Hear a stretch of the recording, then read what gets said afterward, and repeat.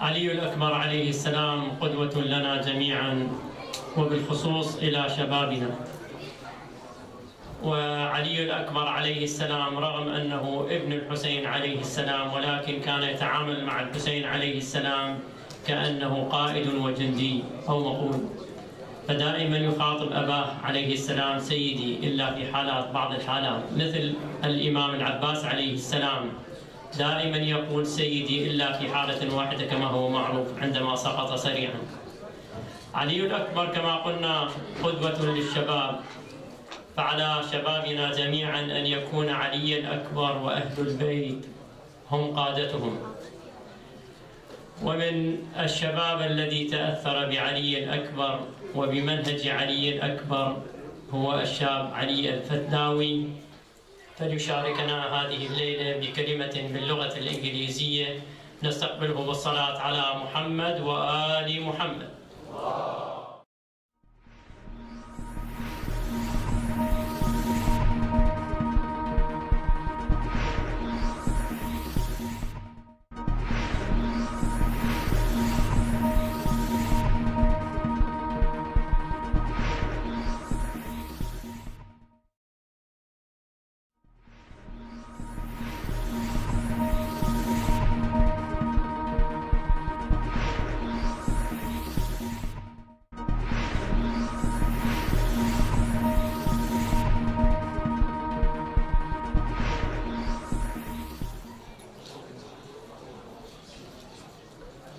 أعوذ بالله من الشيطان الرجيم.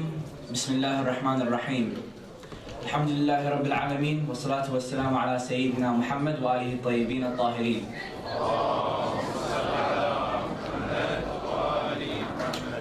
Assalamu alaikum everyone. Today I would like to talk to you about an important skill that we need in our lives. It is a skill that will allow us to learn any other skill, and it is known as self-discipline. And inshallah, I hope that I can relate this to Imam Hussein's ultimate sacrifice. But before we dive into this vital idea, we need to define the terms that we will be using throughout the speech. So according to the Oxford Dictionary, discipline refers to the practice of training people to obey rules or a code of behavior using punishment to correct disobedience. On the other hand, self-discipline refers to the ability to control one's feelings and overcome one's weaknesses. So self-discipline does not rely on an outside force. Right here I've only given you 2 definitions, but in the dictionary there are 6 definitions, and they all point to one key idea, and that is to sacrifice what we want now for what we need in the long term. That is the key idea of self-discipline. If we can understand this and incorporate this into our lives, self-discipline will come naturally. But this is easier said than done. So let's take things step by step and keep things simple. So first of all, there are some questions we need to answer. We need to understand the characteristics of a person with self-control. Because if we know the characteristics of a self-disciplined man or woman, then we can use this as a basis and emulate their traits. We also need to understand the cause and the consequences. So what are the characteristics of a person with self-control and a person without? What causes a lack of self-discipline?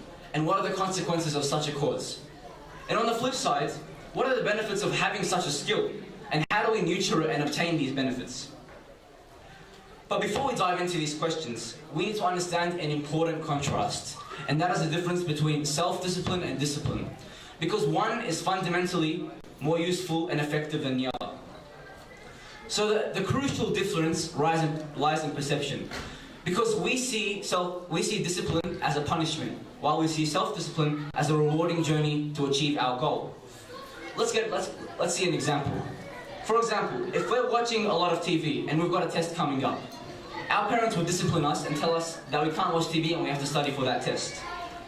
For those 2 weeks that you study for that test, you would hate it, because you didn't choose that by your own will. There's a difference in state of mind. Let's look at it from a self-discipline point of view. If you took the initiative yourself to stop watching TV and to start studying, those 2 weeks won't be bad. Instead, you would see it as an rewarding journey to achieve your goal, which is to get good in maths or get good in English. So the results are the same, but the state of mind is different. And we need to understand that fundamentally, if you use this through a self-discipline point of view, then you will achieve better results because you're not forcing yourself. And there's not always going to be someone for us. There are some times when we are alone, and we need to be able to choose what we need before what we want. And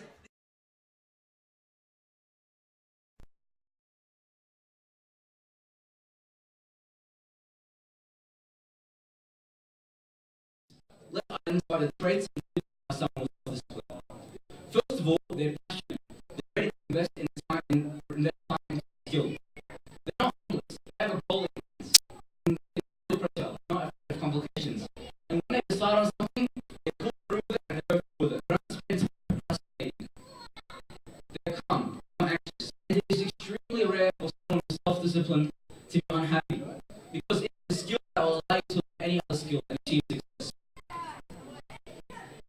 On the other hand, a person that does not have self-control has self-esteem and no confidence in his actions.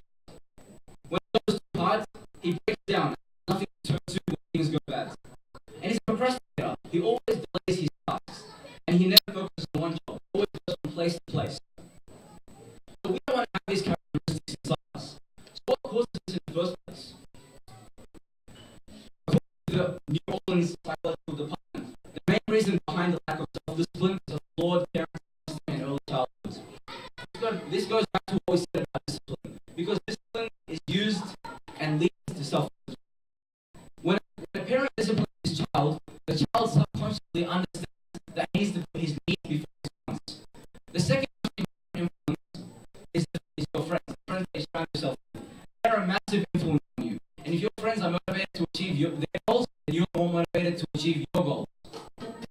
On the other hand, if they procrastinate, then you're more motivated to procrastinate. Another point is that if you have no point of reference or role model, it is extremely bad in all aspects of your life. What's even worse is having a bad role model, because a bad role model can teach you things that and onto a path with no self-control. And as we've seen in this era, from the post-1990s till today, we've seen a huge growth and increase in the quality of living and the privilege of having everything easy in front of us. This benefit has brought forth a problem in the form of need and gratification.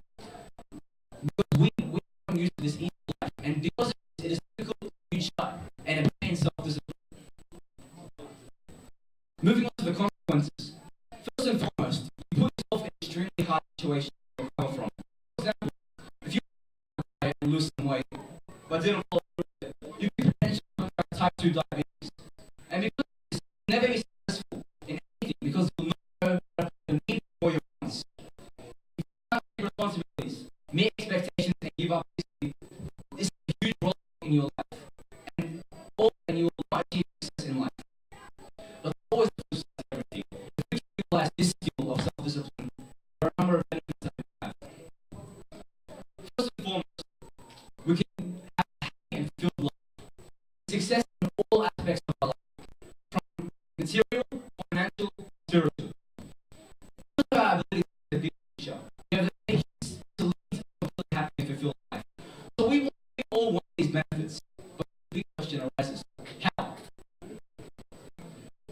First thing we need to do is know what we want to achieve and what is our goal. Let's say we want to read the whole Quran in 2 months. Next, we need to know what we can do already and the amount of time we can allocate to this goal. Then we review it. If I don't know a single word of Arabic, is it plausible? Is it realistic to read the Quran in 3 months? Probably not. Never set unrealistic expectations, but never set easy goals at the same time. There's a fine line between testing your limits and wasting time.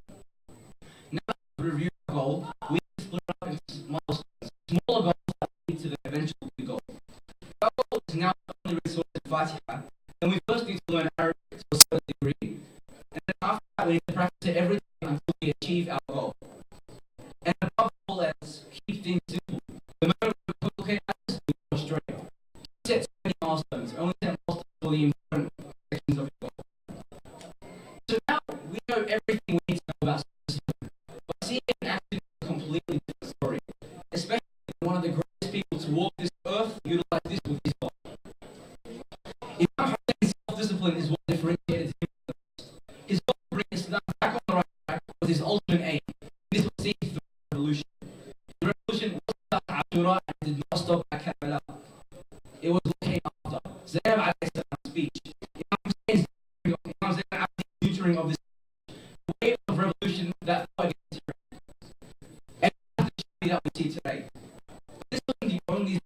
we saw in Ashura. We saw his companions. His companions all made the choice to fight for Hussein. Even when they had the choice to turn back, they chose the path and they succeeded in their cause. Look at us. 1400 years later, thousands of kilometers away from Karbala, we're honoring their sacrifices today in the heart of Melbourne. So we need to take a lesson from this, because we are immortal and we will eventually end up with the soil under our feet.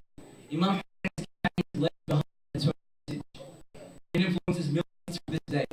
Death is inevitable. So what do we really want to leave behind? Do we want to leave behind nothing and fade away with history? Or instead, embody the true self-discipline of Hussein and live what we want, our desires in this world, for what we need in the long run, the Jannah of the hereafter. Brothers and sisters, see the bigger picture. See beyond this temporary abode. Assalamu ala al-Hussein, wa ala Ali ibn al-Hussein, wa ala awlad al-Hussein, wa ala ashab al-Hussein. Walhamdulillahi rabbil alameen, wa salatu wa salamu ala Sayyidina Muhammad wa alihi tayyibin al-tahirin.